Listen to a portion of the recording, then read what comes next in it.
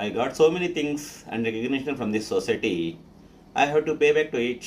In this way, I have donated 7.5 lakh rupees to a community hall and I established the school founder statue with 1.5 lakh rupees at BVR ZPH School, Pratipadu, Guntur district, which is my native place.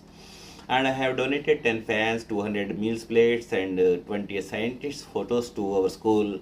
With my encouragement, NRI Purnachandra Rao donated 20 computers to our school, and the greater grandson of our school founder, Sri Dinikar Rao, donated 1 lakh rupees for the innovation of the biology lab, and Srimati Vijayalakshmi, retired bank officer and old student of our school, donated 5 lakh rupees for the renovation of the dining hall and the garden wall, and Sri Balam Sudhir donated notebooks for all 1200 students for 2 years.